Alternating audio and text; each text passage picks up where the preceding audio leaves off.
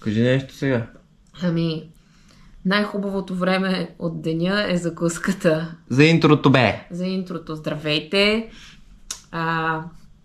Значи, втората част от нашия сериен филм е една седмица с нас и какво правим? Как тренираме? Какво ядем? Какво е да се подготвяш за маратон, работейки работа на 8 часа? И по стечение на обстоятелствата,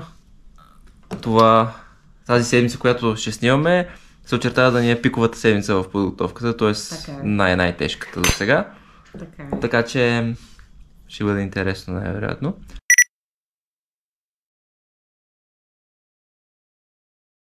Добро утро, понеделник е.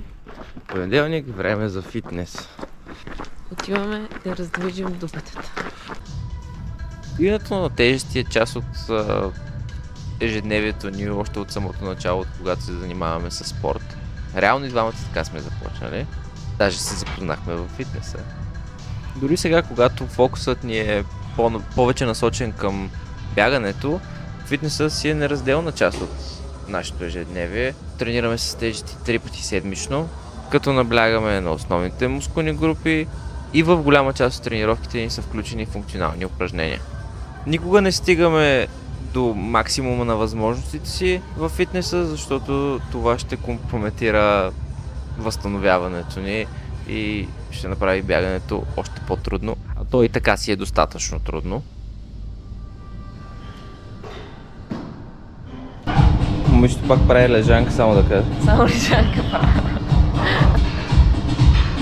Когато имате вяра, толкова колкото аз имам на този клин, тогава връзката ви е наистина здрава.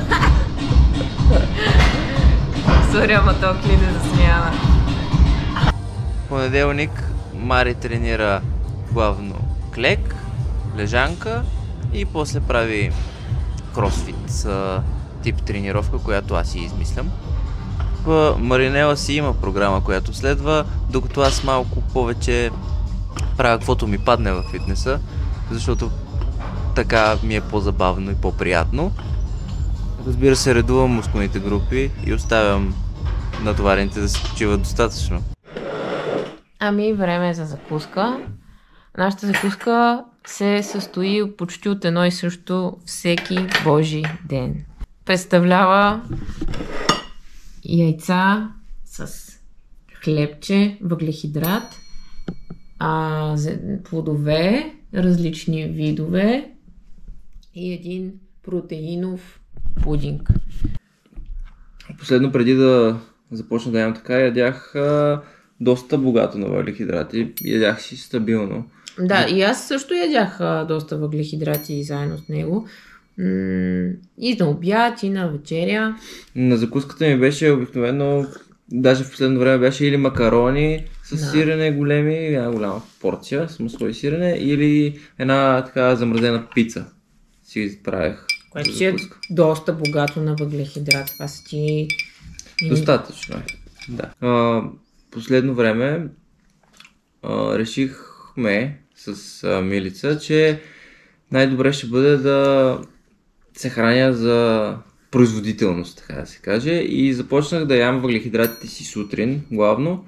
Ям си храненето с въглехидрат, което имате преди е това. Това е въглехидрат, целия.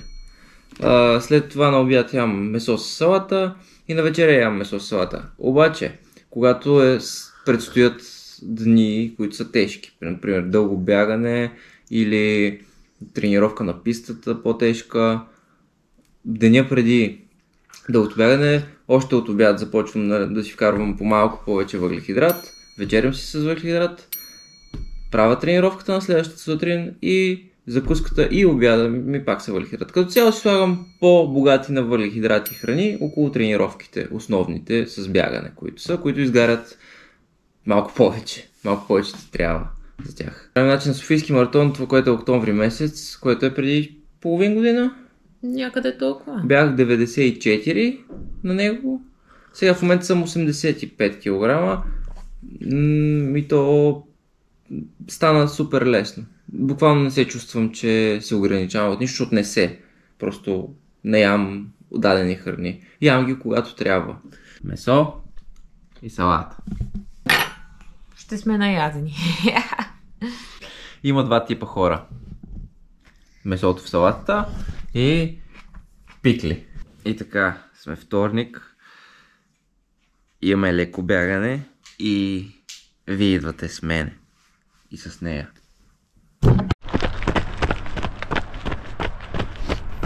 Ей, това е готиното на равното ставане, че може да се виждат тези такива изгреви. Те са рязко, де, ама не са много красиво. Струва се.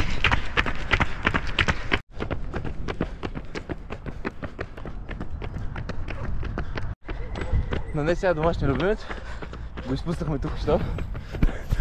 Това си е лисицата, която ще донесе това нещо е там. Сега ще ви покажа един инфлуенсър в натуралния му хабитат. Това е един рънинг инфлуенсър. Си е толкова бягане за днеска.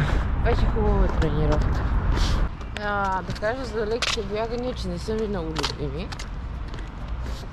Но сега като се събужда пролета, е по-приятно със сигурност от зимните бягания навън. Отиваме да ядем яйца. Малко скрежец има. Може да се подпишеш, ако искаш на дърво. Сега ще се подпиша, сега.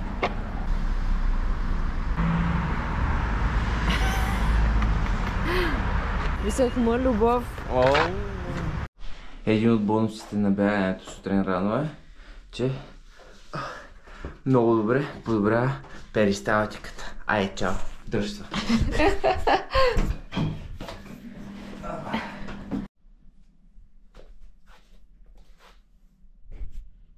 Аз като ви казвам, че едно и също всеки ден, вие не вярвате.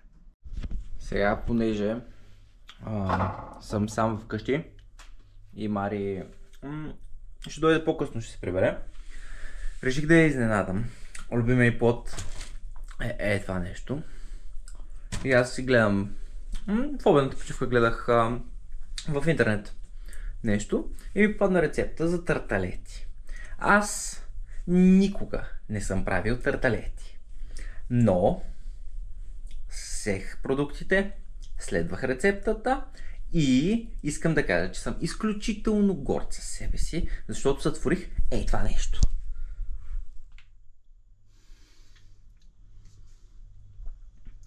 Здрави, неизпукани, изпечени правилно, хрупкави и вкусни. Просто надявам се да ги хареса. Да го момичето дойде.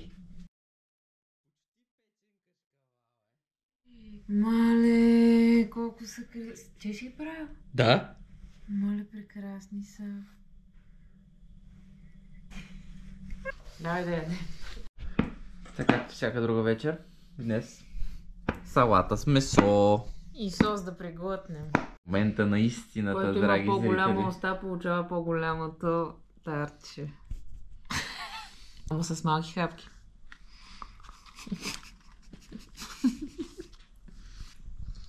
Айде, лека нощ. Сряда е ден за фитнес. Сменихме фитнеса наскоро, защото предишният ни беше много далеч и трябваше всеки божи ден, а не всеки, ама през ден, да ставаме в 5, да тръгваме в 5:20, за да може половин час да ходим до фитнеса и чак в 6 да започнем да правим тренировката си. Меко казано, неоптимално. Кажа как се загряват колене. Дълго време имах страшни проблеми с коленете. Не можех да клякам дори със собственото тегло. Трудно ми беше да сядам и да ставам от стол. И това са част от нещата, които направиха драстична промяна в това как се чувстват коленете ми. Вече мога да клякам, мога да правя по-сложни движения с лостове и голяма част от това го дължа на точно тези упражнения. Започвам с ходене на пътека назад и на изключена пътека, за да активирам квадрицепсите. След това активирам мускули, които са около коляното, Това са tibialis anterior с повдиганията на пръстите. С повдигане на пръсти имам прасеца. С степ дауна си активирам квадрицепса в контролирана среда и с ATG клека, т.е. с клека с изнасянето на коляното напред. Вече работя в разтегнато положение и натоварвам структурите директно около коляното. Разбира се, тези упражнения могат както да се улеснят, така и да се усложнят спрямо възможностите на даден човек. Ако имате въпроси и проблеми с коленете, може да ми пишете налично, да ви дам повече информация. Там една голяма щангистка. Аз сега започвам след 24 минути загрявка. Много е важно. Сряда е ден за тяга и раменна преса. След това правя едно упражнение за гръб. И после преминавам към кросфит тренировката ми, която гледам да не пропускам, защото е моята забавна част от тренировките във фитнеса.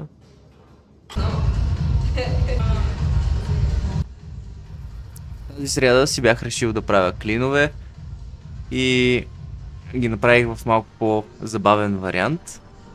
Направих 15 кръга по 3 клина, като първите 5 бяха с 40, вторите 5 бяха с 45 кг и третите 5 бяха с 50 кг. Тези килограми бяха абсолютно достатъчни за тази тренировка.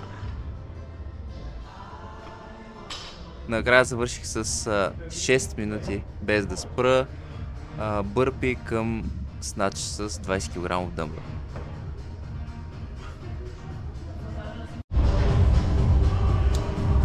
И тук се тренира здраво. Не само на пистата. Нали бе? Да. Здраво ли тренираш? Да. Добро утро. Четвъртък е. Имаме 20 по 400. Отиваме към пистата да си ги направим. 6:10 е и вече сме на мястото. Който спал. Тренировките с бягане са ни разпределени в 4 дни. От тях 2 са с леки бягания, една скоростна тренировка, която варира в зависимост от целите ни, и едно дълго бягане в неделя, което ни тренира издръжливостта, изморява ни достатъчно и след това спим по цял ден. Но всъщност дългите бягания правят неделята толкова специална. За нищо на света не бих заменила начина, по който си прекарваме неделите.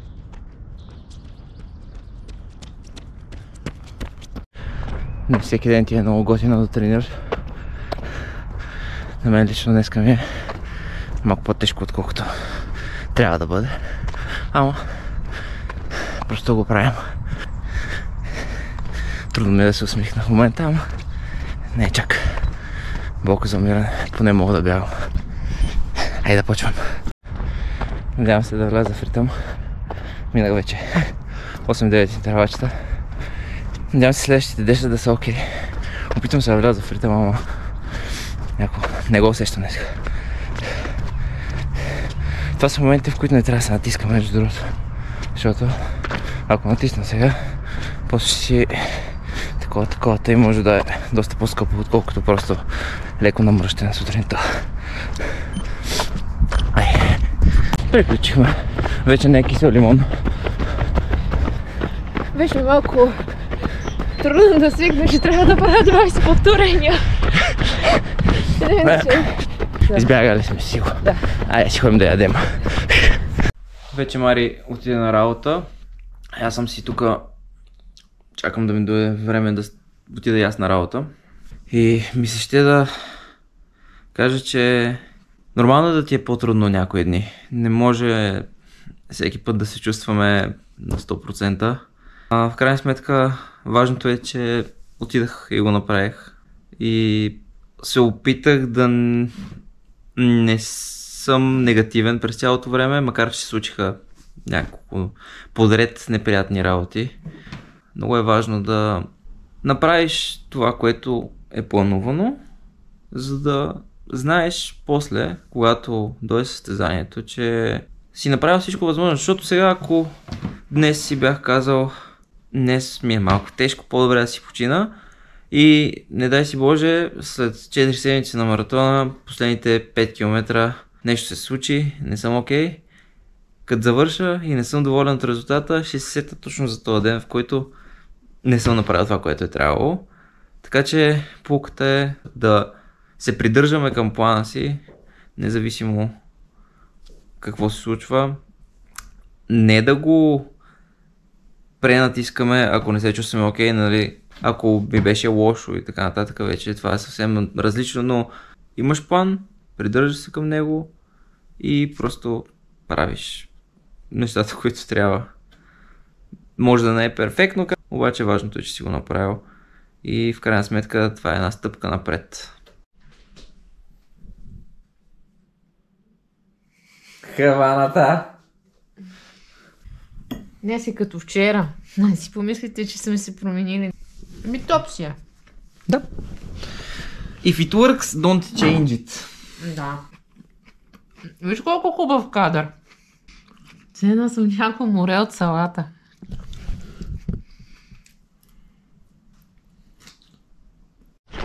Ден петък. Отиваме да си направим петъчната тренировка. Тя като интензивност е като всички останали. Тук започваме с едно бързо ходене по пътеката наобратно, защото Иво тренира за брейк състезания. След това тук си флексва пръстците, за да ви покаже колко много се е изсушил. След това започва да кляка като джин. А тук кляка с раница на гърба. Така е правил в училище. Тук вижте колко дълги ръце има Спайдърмен.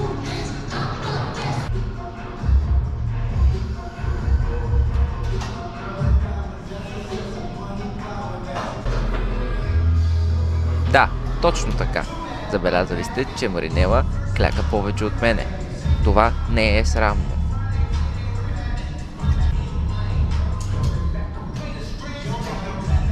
Започвам с хип тръст в петък. Той е едно от упражненията, което остана от бодибилдърския ми сплит от преди да започна да бягам.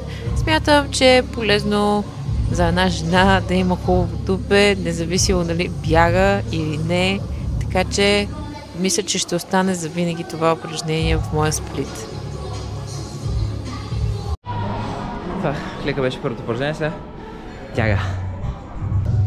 Започваме с една хубава тягичка, с леки килограми, но пък така или иначе бегаческото общество не се прави тяга, така че изглеждаме впечатляващо, без много сили. Значи, ако не си подреждате тежестите в фитнеса, ще дойда и ще ви нашамаря собственоръчно. Продължавам с гребане, защото все пак не може да си само едни крака. След това почва измъчващата част, която Иво с любов измисля за мене. А пък той през това време си лежи и си дига тази изкусително.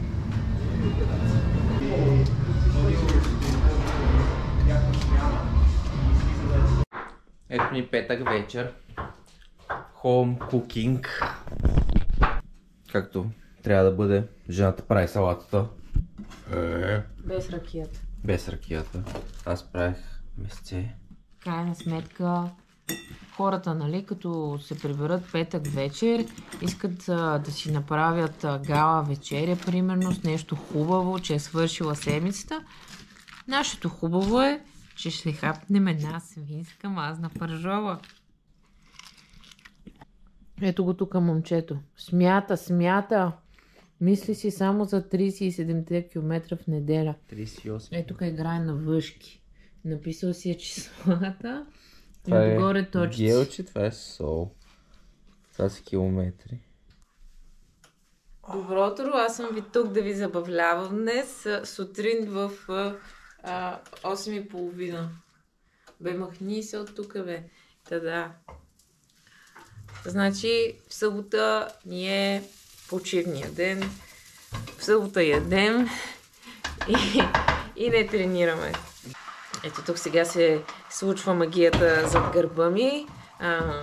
Яйцата цвърчат. Аз нарязах плодовете, като да не съм направила нищо. И правя компания, което също е доста важна част от моите задължения. Днес ще ходим до мола. Защото миличкото момче последните месеци отслабнало 8 кг и нищо не му става вече. Всичко му е голямо. Ходи като с турби и има нужда малко от шопинг, което ме устройва. Може да отслабнах с 40 кг, ама сега вече олекнах с 400 лева. Обаче взех и на Мария една рокля. Я позирай. Това ни бяха съботните активности. Сега ще си направим нещо за обяд.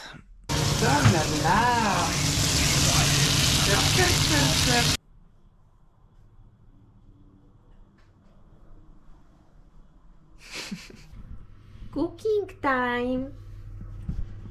Правим пица, защото на обяд не ядохме дюнери. Ето, направили сме пицата. Той, откакто беше в Неапол, не може да се успокои. Мисли си само за шефа, дето му направи пицата. Пица трис! Pizza time! С пицичката.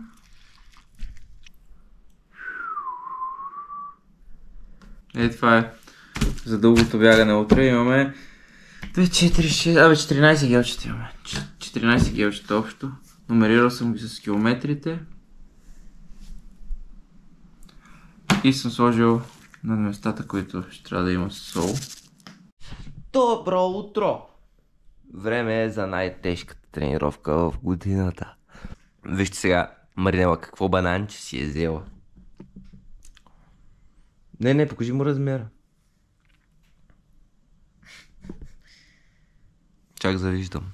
Днес имаме нещо, което малко ме плаши.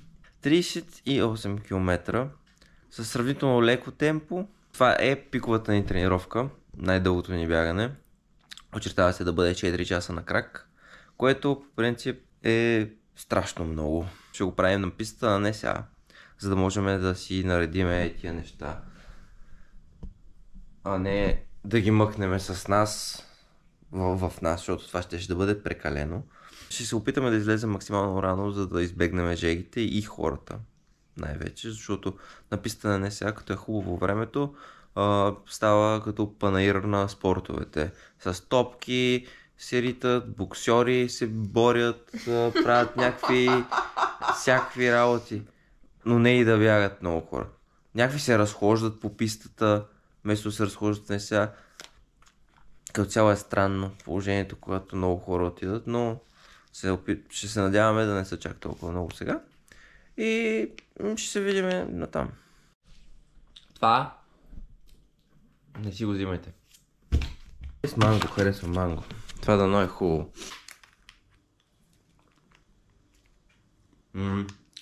А нещо друго. Поносимо е това. Това е като... Да, много гъсто. Това е буквално пюре от ориз. Да, много гъсто. Докато това си е плодово. Си е окей. Да. Говори бъдещият Иво. Това не беше окей. Потеглихме, ще минем през Фантастика, да си вземем едно барче. За след това и един банан. Както и трябва да си вземем по още една вода, защото 4 шишета няма стигнат, ще трябват 6. Бананчета. Може да ви се струваме много откачени, че ще си правим дългото бягане на 300 метрово кръгче. Ама си имам и аргументите за това. Трябва някъде да си сложим гелчетата и водите. Взел съм 5 литра вода съм взел. 5 литра вода ще имаме. С 14 гелчета. Това ако трябваше да го носиме с нас и да го мъкнем, ще е много тегаво. Иначе, знам, Да. Гадно е, хамстери сме, бла-бла-бла. Боли ме. Важното е да ни е по-удобно, а не докъде сме отишли, къде сме бягали. Май на тъмно на това. Forever grinding. Няма да коментирам. Ето го, колегата идва. Пристига за бързата дача.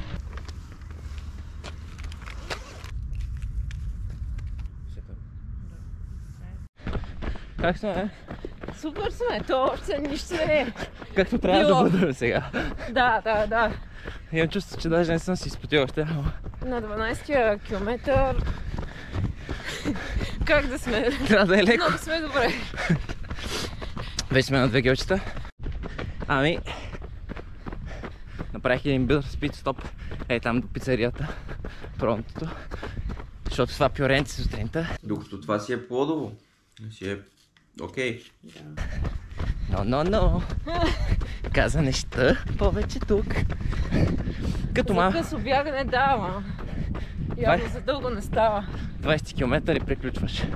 Значи излезе като на бебе памперса. Така излезе.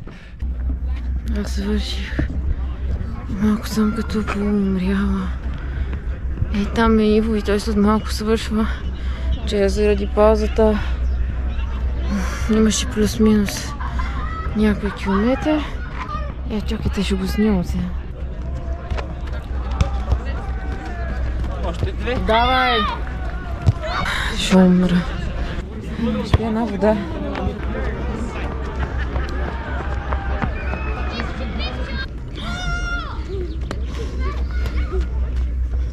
Ето го героя на деня.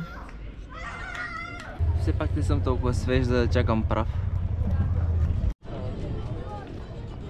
Ето го героя. И ще си легнеш. Вече свежа ли си? Да. Като краставеца. Не е окей. Много голяма машина е тя. Ако искате да знаете. 90% от мъжете гледащи това ще ви смачка. Ето ни, след едно приятно, леко възстановително бягане.